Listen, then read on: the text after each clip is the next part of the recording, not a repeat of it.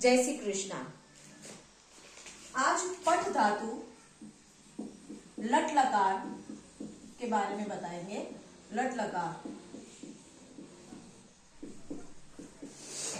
पठ धातु से मैं आपको कर्ता और क्रिया के बारे में बताऊंगी कि किस प्रकार हम संस्कृत में सेंटेंस बनाते हैं तो हमारा गलत कैसे हो जाता है, क्योंकि कर्ता के साथ जो क्रिया चाहिए अगर वो कर्ता और क्रिया सही से होगी तो हमारा सेंटेंस गलत नहीं होता है। तो कैसे हमें पता चले कि ये कर्ता आया तो हमें कौन सी क्रिया लगानी है, तो उसके लिए पठ धातु से हमें पता हमारे छोटे छोटे सेंटेंस बनेंगे।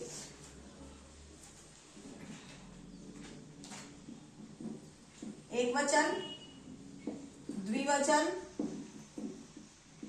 बहुवचन।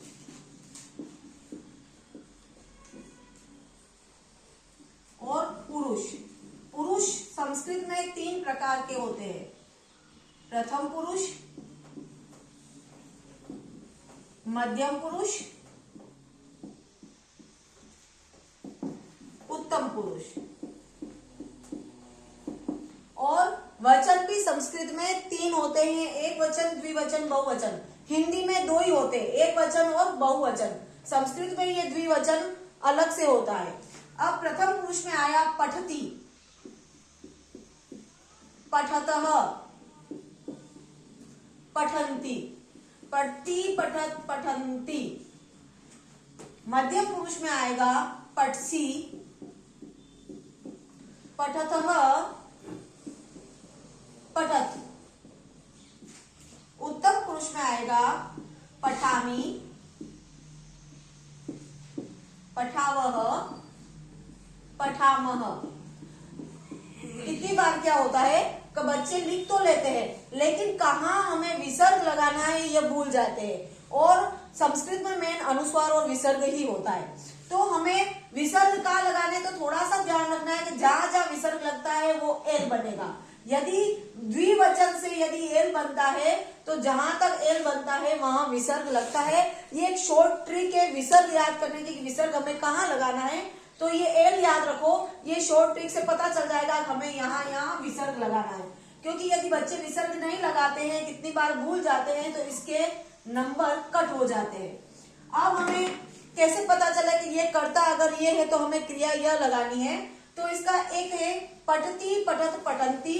तो हमें एक याद करना पड़ेगा, सह, सताउते,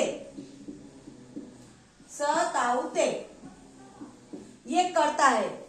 पठसि त्वं, युवां, यूयम्। पठामि में अहम, आवाम, वयम्। अब ये कर्ता है। अब इसमें वह दोनों, वह सब, तुम दोनों, तुम सब, मैं, हम दोनों, हम सब। अब इसमें ये सताउते है, तो जब हम इसके अंदर वाक्य बनाएंगे तो संस्कृत में जैसे वाक्य बनाना है तो मैंने लगाया सह यानी वह। मैंने जब सह कर्ता लगाया है तो सहकर्ता के साथ क्रिया लगेगी पठति। ये फिक्स है, इसका जो संस्कृत में जो नियम है वो बिल्कुल फिक्स होते हैं। उन नियमों में कोई किसी प्रकार का बदलाव नहीं होता है। तो यदि स आया है तो पठति लगेगा, तो सह के साथ हमने लगाया पठति, तो ये हमारा सेंटेंस बिल्कुल सही हो जाएगा, क्योंकि जो कर्ता होता है वो ही क्रिया चलती है। अब मैंने दूसरा सेंटेंस बनाया त्वम के साथ, तो वहां लिख दिया मैंने त्वम, वह पढ़ता है। तो यदि त्वम आया है तो त्वम के साथ हमेशा मध्यम पुरुष एक वचन क्रिया के रूप में लगेगा, तो यहाँ पर लगाएंगे पठसि। यदि आप इस जगह पठति लगा दोगे तो वो गलत हो जाएगा, क्योंकि यदि त्वम करता है तो पठसि ही क्रिया होगी। ये इसके फिक्स होते हैं। और यदि इस जगह अलग अगर कुछ ताऊ आ गया तो पठत आ जाएगा, और ते आ गया तो पठंती आ जाएगा। उसी प्रकार अगला सेंटेंस अहम, अहम यानी मैं होता है। तो अहम अगर आ गया है तो इसके साथ हमें उत्तम पुरुष एक वचन ही लगाना पड़ेगा। तो अहम पठामी, आप पठामी लिख सकते हो, आप खादामी भी लिख सकते हो। क्रिया कुछ भी चेंज हो सकती है, कोई जरूरी नहीं कि यही क्रिया साथ में चले। इसमें कुछ भी धातु चेंज हो सकता है, दो हस्ती भी हो सकता है, खादती भी हो सकता है, वदती भी हो सकता है, कुछ भी धातु चेंज हो सकता है, लेकिन अहम के साथ हमेशा उत्तम पुरुष एक वचन ही आएगा। उसी प्रकार एक यूयम के साथ बनाते हैं, तो यूयम यानी तुम सब, यूयम का अर्थ होता है तुम सब। और यहाँ है पठत, अब मैंने गम धातु ले ली कि तुम सब जाओ, जाओ के अर्थ में यहाँ पर हो जाएगा गच्छतः, गच्छतः। लेकिन गच्छतः के पीछे विसर्ग नहीं लगेगा, जैसे विसर्ग लगा और यहाँ पर ये जो कर्ता क्रिया चेंज हो जाएगी, तो कर्ता तो ये वाला लगा है तो क्रिया भी यही वाली आएगी। और यदि ये यहाँ पर युवाम होता तो ये वाली क्रिया आती।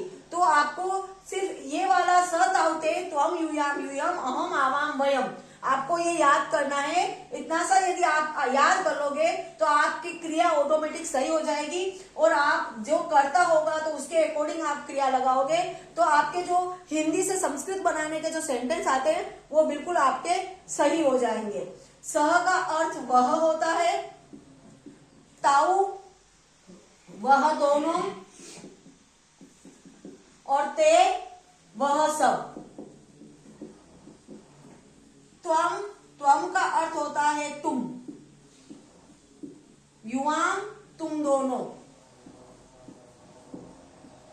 थोड़ा जगह नहीं है तो थोड़ा सा आप जूम करके देख लीजिए, अगर दिखाई क्लियर नहीं देता है तो थोड़ा जगह का है तो।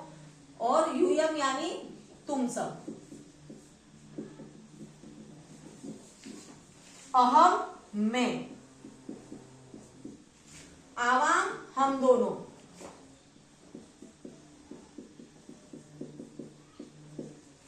वयम हम सब। ये हिंदी अर्थ आना थोड़ा जरूरी होता है। अच्छा, स की जगह सीता भी आ सकता है और राम भी आ सकता है, क्योंकि ये स और सा एक ही होता है, तो स में भी और सा में भी यही लगेगा। अब मैं आपको एक उदाहरण और बताती हूं। जैसे सह और ये नहीं आकर के नाम, राम जैसे नाम आ गया तो यहाँ पर राम आ गया। अब राम आ गया तो हम क्या लिखेंगे, क्योंकि हमें तो ये पता है सह के साथ ये लगता है, तो सह का मतलब ही वही है कि किसी का नाम। अगर सह यानी सह की जगह राम आ गया है तो आप राम खादती कर सकते हैं, धातु चेंज हो सकती है, पठ धातु का ही कोई जरूरी नहीं होता है। उसी प्रकार यदि सा आ गया या सीता आ गया तो सीता की जगह पर भी सीता गच्छति नाम आ सकता है। नाम का वो कोई नहीं है, कोई जरूरी नहीं कि त्वम ही दे तो हमें पटसी लगाना है। यहाँ पर कुछ भी नाम आ सकता है, यहाँ पर नाम आ सकता है, तो आपको बस क्रिया जो कर्ता जो बोलेगा वो ही क्रिया करेंगे। जो अगर कर्ता अगर ताऊ दे दिया तो हमारा क्रिया भी पठत ही होगा। तो ये आपको टेबल याद करनी है। यदि आपको ये टेबल याद हो गई तो आप जो हिंदी का जो संस्कृत में सेंटेंस बनाओगे या संस्कृत का जब आप हिंदी में सेंटेंस करोगे तो आपका कभी भी गलत नहीं होगा।